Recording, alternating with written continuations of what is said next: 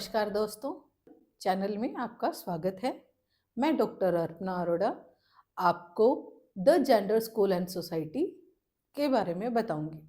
ये एक ऐसा सब्जेक्ट है जिसके बारे में अगर हम आज ज्ञान की बात करें या मैं कहूँ कि आपको मैं पढ़ाने आई हूँ तो थोड़ा गलत होगा, क्योंकि एक ऐसा विषय है जिसके बारे में हम अक्सर चर्चा करते हैं।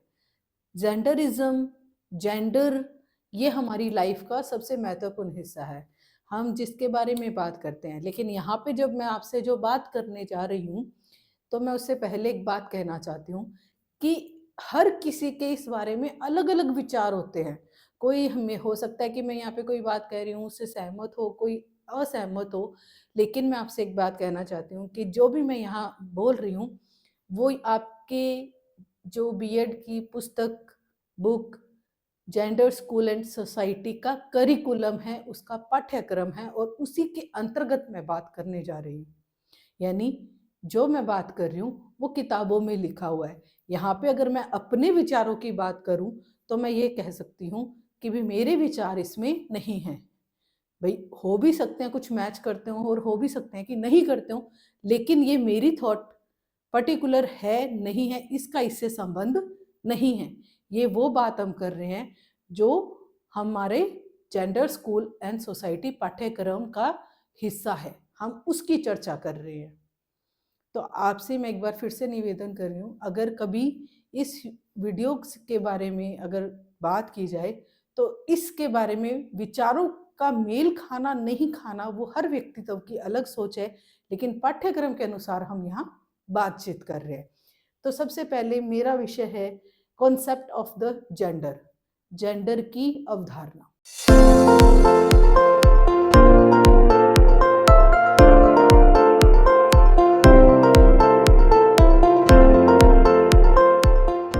यहाँ पे जैसे मैंने बात करी, हम चर्चा करते हैं किसी भी विषय के ऊपर तो सबसे पहले अगर हम बात करें जेंडर की, जेंडर क्या है? जेंडर के अगर हम सीधे सीधे तो इसका संबंध लिंग से आता है। लिंग स्त्रीलिंग और पुल्लिंग नहीं, असल में जो शब्द है लिंग, लिंग जो शब्द है ये सेक्स वर्ड है। आप सबने कई तरह के फॉर्म भरे होंगे, आप फॉर्म फिल करते हैं, वहां पे जब आप फॉर्म फिल करते हैं तो वहां पे सेक्स वर्ड होता है, ना कि जेंडर। कहीं भी जेंडर शब्द नहीं आता। क्यों नहीं आता? क्योंकि जो हिंदी व्याकरण के अनुसार सेक्स शब्द का सही मीनिंग लिंग है, लिंग है, ना कि जेंडर का। जेंडर जो शब्द संबंध रखता है वो किससे? ये दो शब्द हैं, पुरुषोचित और स्त्रियोचित। पुरुषोचित और स्त्रियोचित यहाँ पे अगर मैं प्राकृतिक रूप से बात करूं, प्राकृतिक रूप से मानव के अंदर द्विरूपता पाई जाती है। लैंगिक रूप से, लैंगिक रूप से प्राकृतिक से प्रकृति ने जब मनुष्य को बनाया तो उसने उसके द्विरूप दिए, जो कि एक पुरुष था और एक महिला, जिसमें हम तीसरे जेंडर की भी जो बात करते हैं वो भी प्राकृतिक रूप से आता है। वहां पे सेक्स, वो तीसरा लिंग। यहाँ पे जो जेंडर है ये सामाजिक रूप है, समाज का दिया गया रूप। सबसे पहले जेंडर की जो अवधारणा दी वो एन ओकले नाम की जो सोशल राइटर, सोशल सर्विस करने वाली महिला थी, इन्होंने दी 1972 में। 1972 में इन्होंने अपनी पुस्तक सेक्स, जेंडर एंड सोसाइटी नामक पुस्तक में सबसे पहले ये कहा कि लिंग जो है स्त्रीलिंग और पुल्लिंग है और जेंडर जो है उस संबंध रखता है पुरुषोचित और स्त्रियोचित से। जो इसके अंदर सबसे पहले जो बात आई वो आई थी 1970 में। 1970 में सबसे पहले जेंडर, सेक्स और इस बारे में बातचीत होने लगी। हमारे समाज के अंदर जब हम दो हिस्से हैं, बराबर की भागीदारी शेयर करते हैं, पूरे समाज के अंदर 50% हिस्सा महिलाओं का और 50% हिस्सा जो है वो पुरुषों का है। तो जब हम बराबर की भागीदारी की बात करते हैं तो यहाँ पे बराबर के हर ही चीज़ की बात होगी, तो चर्चा भी होती है। तो यहाँ पे बात जब आती है, यहाँ पे हर किसी ने एक टैग लगा दिया, एक सिंबल लगा दिया कि भई किस तरीके से महिलाओं को काम करना है। सही मायने में जब अगर बात की जाए कि भी महिलाएं और पुरुषों के काम का जो डिवाइडेशन हुआ, असल में वो दो इंसानों के बीच में हुआ था पुराने जमाने में, या मैं बात करूं पाषाण काल की, तो जब सबसे पहले मनुष्य ने एक परिवार के रूप में रहना शुरू किया, तो सबसे पहले जो प्राकृतिक रूप से जो सबसे ज़्यादा अगर मैं बात करूं पेरेंटल केयर की, ये ह्यूमन नेचर है। ह्यूमन नेचर के अंदर व्यवहार है, व्यवहार के अंदर एक वैवाहिक रूप यानी कि प्राकृतिक रूप से प्रजनन के लिए साथ आया जोड़ा, उसका जो आगे का कार्य होता है वो अपने बच्चों की देख रेख करना, और वो जोड़ा मिलकर वो देख रेख करता है। तो जब वो जोड़ा मिलकर देख रेख करता है, अगर हम सबसे ज़्यादा देखें तो पेरेंटल केयर की जो सबसे ज़्यादा लंबे समय तक आवश्यकता होती है वो मनुष्य को होती है। अगर सही प्राकृतिक रूप से देखा जाए तो 10 से 13 वर्ष का समय आवश्यक होता है। तो अब ये 10 से 13 वर्ष का समय किसी भी कपल को साथ रहने के लिए प्राकृतिक रूप से आवश्यक थी। सोसाइटी के रूप से विवाह संबंध जो चल रहा है, ये तो समाज जब इकट्ठा आगे बढ़ा, मनुष्य ने तरक्की की, पाषाण काल से आगे के आधुनिक कुल तक हम पहुंचे, तो उसका हिस्सा बना है। लेकिन जब पाषाण काल के अंदर जब मनुष्य ने पका हुआ भोजन खाना शुरू किया, खेती करना प्रारंभ किया, तब वो एक कपल के रूप में पेरेंटल केयर की भावना के साथ जुड़े। जब वो पेरेंटल केयर की भावना के साथ जुड़े तो तब खेती भी उन्होंने अगर करने लगे तो खुद करनी है, शिकार भी उन्होंने खुद करना है, सारे काम उन्होंने खुद करने हैं। तो ऐसे में एक ही काम दो व्यक्ति करें, भोजन इकट्ठा करने का काम दो, तो उन्होंने हिस्से को बांटा कि भाई एक जना भोजन लेकर आ रहा है तो एक जना घर पे बच्चों की देखभाल कर रहा है। तो यहाँ पे जो बंटवारा हुआ वो काम का बंटवारा हुआ कि भाई एक जना ये करेगा और दूसरा व्यक्ति ये करेगा। तो महिलाओं का काम क्या हुआ? घर के आसपास रहना, बच्चों की देखभाल करना, घर के पास आसपास रहकर खेती बाड़ी करना। जो पुरुष थे वो थोड़े हैवी थे या उनमें ताकत ज़्यादा थी, तो वो शिकार करके आने लगे या बाहर से सामान इकट्ठा करके आने लगे। तो इस तरीके से शारीरिक बल के आधार पर बंटवारा हुआ।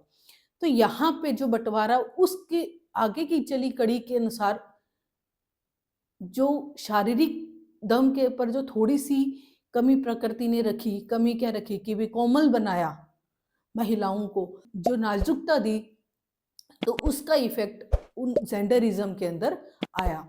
वो कुछ इस तरीके से कि अगर कोई लड़का चोट गिर के गिर जाए, चोट लग गई, तो उसको कहें क्या लड़कियों की तरह से रो रहा है।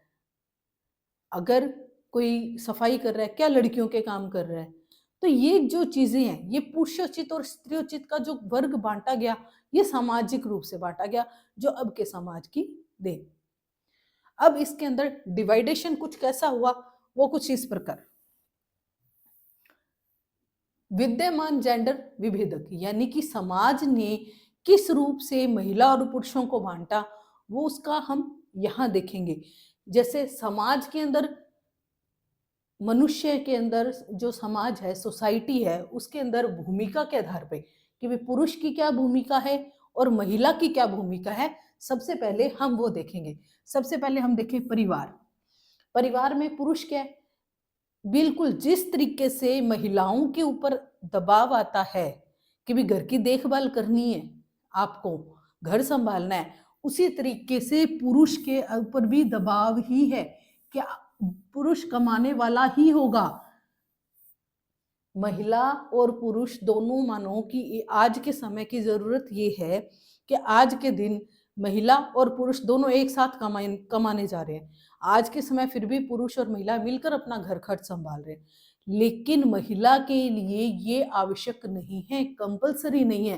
पुरुष को हर हाल में कमाने वाला ही होना होगा, ये समाज का दृष्टिकोण है। हम खुद अगर आज के दिन आप अपने आसपास देखें, कोई परिवार देखें भी, जैसे वो क्या कर रहे हैं, लड़का देखने के लिए जा रहे हैं, लड़का देखने जा रहे हैं तो सबसे पहला सवाल उनके लिए होता है कि भी ये कितना कमाता है, क्या काम करता है। घर चला सकता है या नहीं। सबसे पहला कि भी हम अपनी बेटी दे रहे हैं तो हमारी बेटी को पाल सकता है या नहीं। लेकिन कोई भी बेटी से, लड़की से ये सवाल नहीं करता कि तुम क्या कमाती हो, कितना कमाती हो, घर संभाल सकती। उनसे ये पूछा जाता है कि तुम खाना बना सकती हो। आगे देखे भूमिका परिवार का समर्थन, जैसे यहाँ पे महिला देख रेख करने वाली। ये क्या है? महिला क्या है? देख रेख करने वाली। किसकी? परिवार की देख रेख, परिवार की, बच्चों की। मतलब खाना कौन पुरुष क्या है? कमा के लेके आएगा।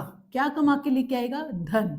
और उस धन से जो खाना लेकर वो आ रहा है, उस खाने को बनाने का काम जो कर रही है वो महिला कर रही है। वो महिला का ही काम है।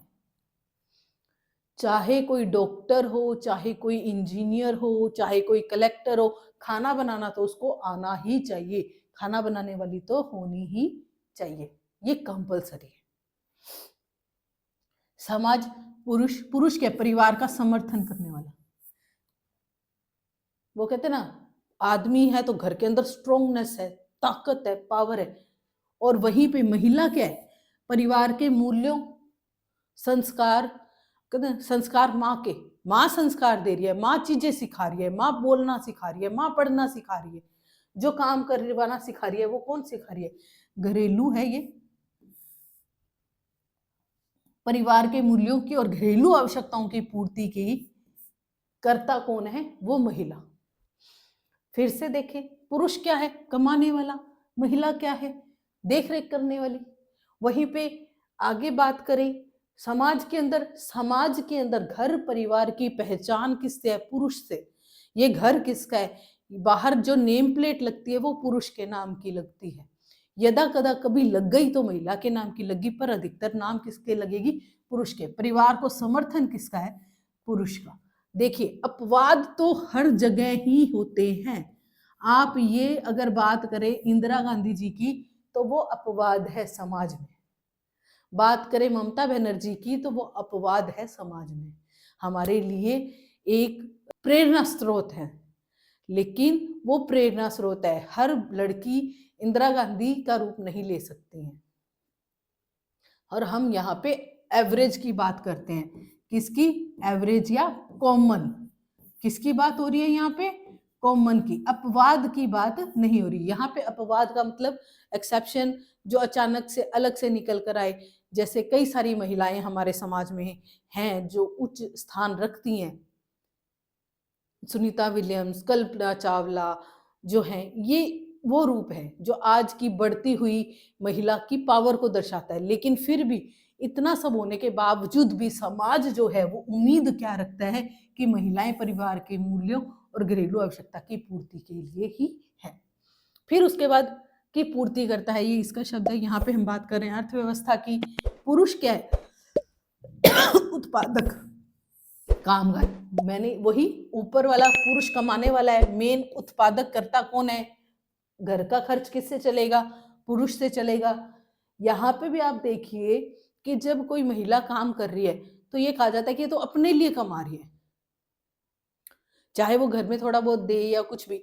लेकिन फिर भी उस महिला को भी ये लगता है कि अगर मैं घर पे दे रही हूं तो मैं ये उस पर एहसान कर रही हूँ, घर पर एहसान कर रही हूँ। ये महिलाओं की भी सोच है। बराबर की बात होती है तो यहाँ पे दोनों चीजें साथ में लेनी चाहिए ना हमें।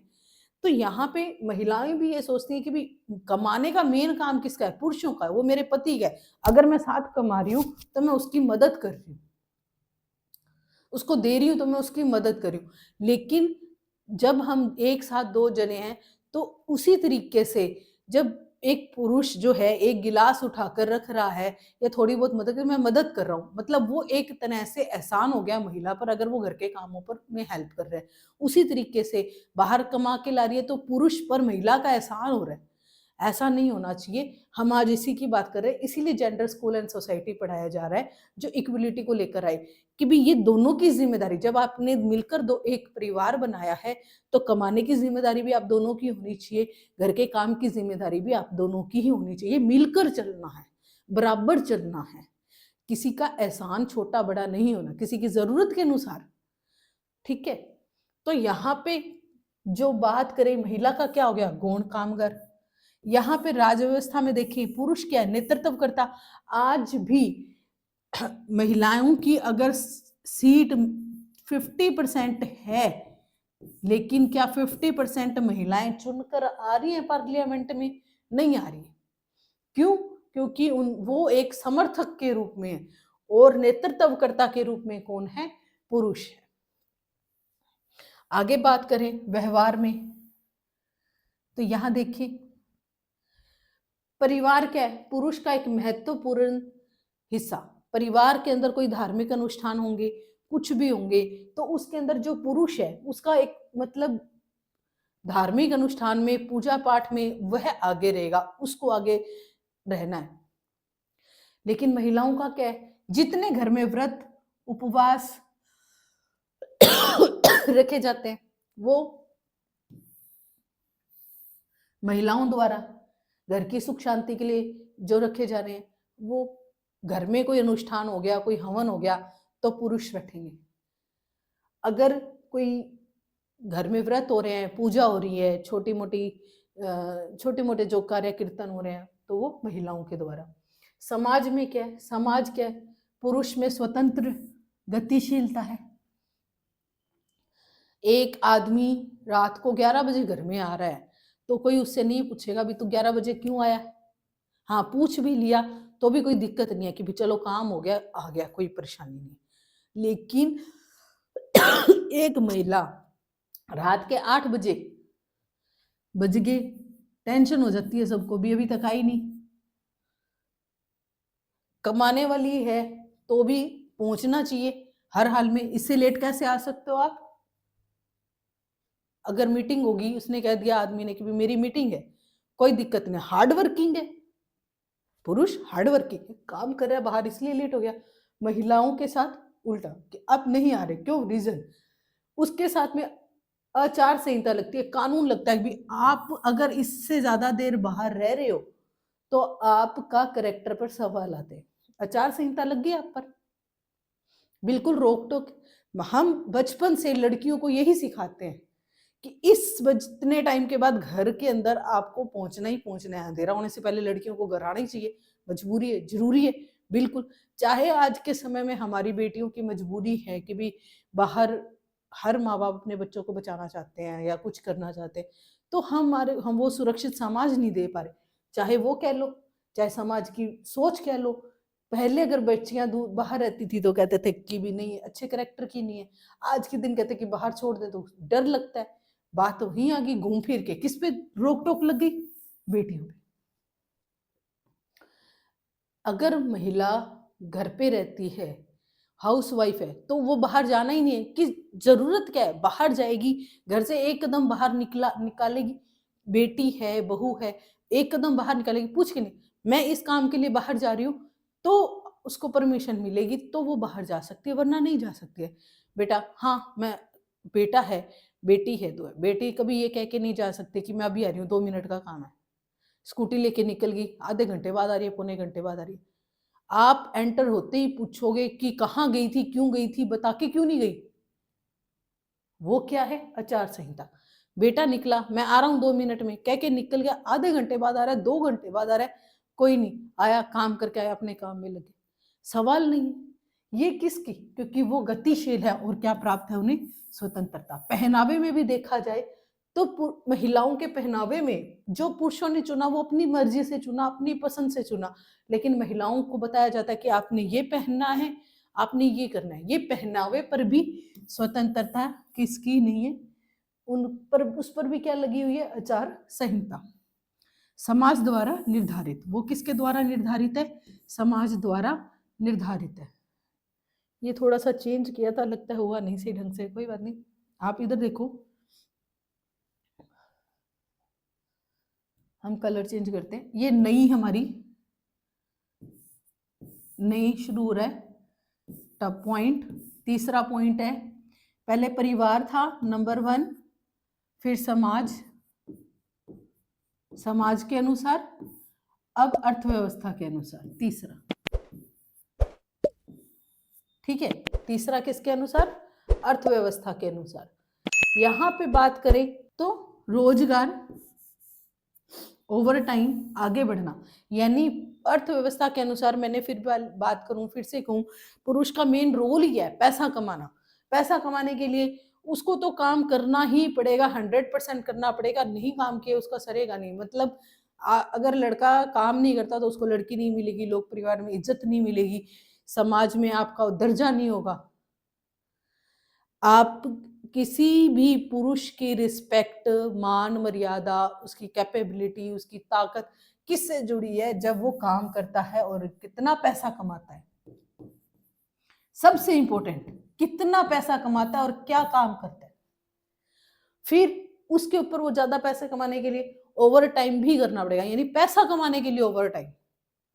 ठीक है, वहीं पे आंशिक रोजगार, जब छटनी होती है किसी कंपनी में तो सबसे पहले निकालेंगे किसको कि भाई इसकी तो भी शादी होगी, आधे से ज्यादा टाइम तो ये परिवार में रहेगी, इसके परिवार, जिम्मेदारी इसकी परिवार की है।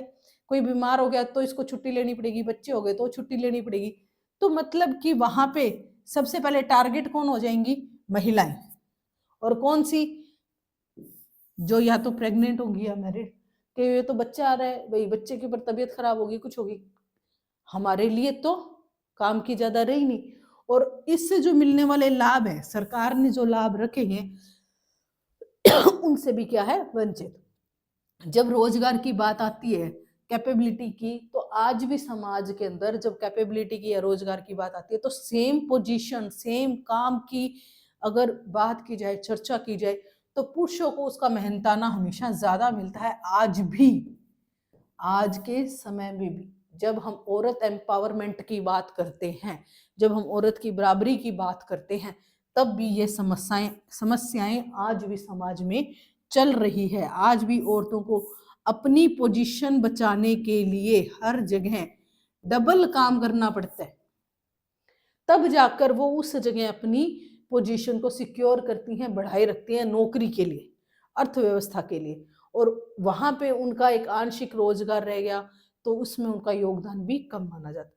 राज व्यवस्था में हित रक्षक, नीति निर्माता, मेन भी हमारे लिए नियम कौन बना रहा है? जी पुरुष। समाज के लिए नियम कौन बना रहा है? पुरुष। हमारा हित रक्षक कौन है? पुरुष। और महिलाएं उसकी समर्थक और गतिशील नहीं है। मतलब जो नियम बनाए गए उनको चलवाने का काम कौन कर रहा है? महिलाएं। हमारे जो पुराने समाज बड़े बुजुर्ग चले गए, उन्होंने जो घर के नियम बना दिए, आज भी महिलाएं, बुजुर्ग महिलाएं उन्हीं नियमों को चलाती आ रही हैं। वो काम कौन करे? महिलाएं। परिवर्तन, सबसे मेन चीज जो परिवर्तन, जो बहुत मुश्किल से होता है। संसाधन की अगर हम बात करें तो उसके अंदर अगर हम देखें, पुरुष किसमें? परिवार में। जब कमाने वाला वही है, मेन वही टार है, तो संपदा आय भी किसकी होगी? पुरुष की। शिक्षा मिलने का अधिकार, आज भी समाज में लड़कों को पढ़ाया जाता है। क्यों पढ़ाया जाता है? कि आगे जाके इसने तो कमाना है, तुझे तो घर ही संभालना है, तू क्या कर लेगी। इसलिए शिक्षा का के लिए भी क्या मेन चीज है? पुरुष। महिलाएं क्या है? आय पर नामात्र अधिकार। किसी भी महिला के पास वो खुद की आय कमा रही है तो मिल जाए तो अधिकार मिल जाए, वरना नहीं। कि मतलब उसके पास अधिकार नहीं है। छोटे मोटे काम की बात नहीं हो रही, यहाँ बात होती है बड़ी चीज की, कि भी मेरे को आज ये जमीन लेनी है। कोई भी घर परिवार के अंदर अगर हम बात करें तो कोई महिला डिसाइड नहीं करती कि मैंने ये फला जमीन लेनी है, मैंने ये गहना लेना है। वो कौन करवाएगा? वो पुरुष। किसकी भागीदारी है? पुरुष की। उस पर अधिकार किसका है? पुरुष का। आय पर नाममात्र अधिकार किसका होता है? महिला का। निरक्षर या फिर साक्षर, जरूरत के अनुसार। अगर एक परिवार में की कैपेसिटी सिर्फ एक बच्चे को पढ़ाने की है तो बेटा बेटी उस परिवार में दो हैं तो वो बेटे को ही पढ़ाएंगे, बेटी को नहीं पढ़ाएंगे। क्यों नहीं पढ़ाएंगे? बेटी को नहीं पढ़ाने का कारण ये है कि इसने तो अगला घर जाके संभालना है और इसने तो घर का चूल्हा चौका ही संभालना है। ये तो कमाने, बेटा कमाएगा, बेटा नहीं कमाएगा तो घर कैसे चलेगा? घर का वंश कैसे चलेगा? अर्थव्यवस्था की बात करें, नहीं समाज की बात करें, समाज की, पुरुष की, तो सामाजिक प्रतिष्ठा मैंने अभी बात की कि रोजगार, कमाई, जिसका जितना अच्छा बिजनेस होगा, जितनी ज्यादा आय होगी, जितनी ज्यादा प्रॉपर्टी होगी, उसका मान सम्मान समाज में उतना ही ज्यादा होगा, उसका उतना ही ऊंचा दर्जा होगा। महिलाओं का भी होता है, महिलाओं को कहाँ होगा? नातेदारी में, रिश्तेदारी में, और या फिर मतलब कहाँ जाके महिलाओं की पहचान? आप घर से बाहर जाते हो, छोटा बच्चा जाता है, अपना एड्रेस देते हो, तो क्या बोलोगे? मेरा नाम ये है, मेरे पिता का नाम ये है, तो बोलेंगे हाँ भी अच्छा फला वो आपके पिता है। हर जगह पहचान किसकी है? पुरुष की। किसकी है? पुरुष की, महिला की नहीं।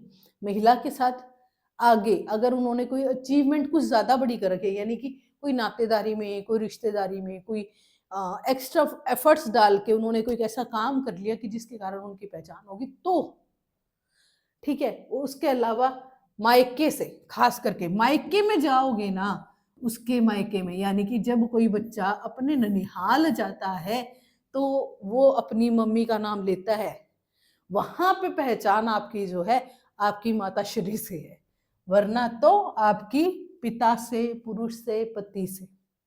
अर्थव्यवस्था से, पुरुष उच्च दक्षता वाला, तकनीकी दर्शन, समर्थन, अच्छी मजदूरी, साख प्राप्ति, ये इसका हिस्सा है। महिला निम्न तकनीकी, निम्न दक्षता, कम मजदूरी, घरेलू काम के लिए, यानी अगर सेम टेक्नोलॉजी, जहाँ पे बात टेक्नोलॉजी की आ गई तो सबसे पहले कहते हैं भी ये आदमियों का काम है, महिलाओं का है ही नहीं। चाहे हम महिलाओं ने पुरुषों के हर काम में सेंध मार ली, पर आज भी वहां पे नंबर जो है महिलाओं का बहुत कम है। आज भी वो काम किसे कहा जाता है? प्लेन उड़ाना है, पुरुषों ने उड़ाना है। ट्रेन चलानी है, पुरुषों ने चलानी है। कोई टेक्नीशियन का काम है, पुरुषों का। वो सारे काम क्या? उच्च दक्षता किसमें है? पुरुषों में है, महिलाओं में नहीं। दिमाग प्रकृति ने दोनों में बराबर का दिया है, काम दोनों बराबर कर सकते हैं, लेकिन ये क्या है? एक सोच। कौन सी? सामाजिक।